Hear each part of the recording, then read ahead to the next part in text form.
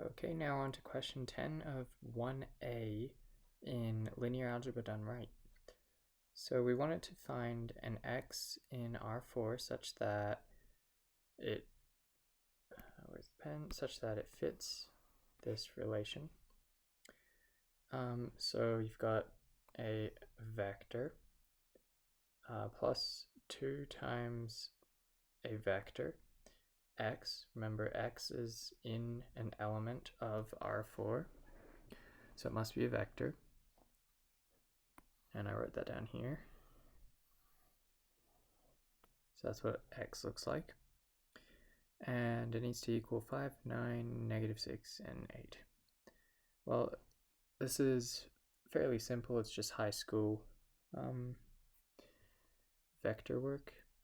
So we go 4 plus 2 times the first element in x needs to equal 5. So 4 plus 2 times the first element in x, which is this, needs to equal 5.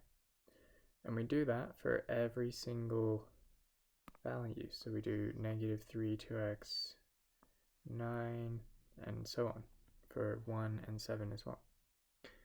So you should do that 4 times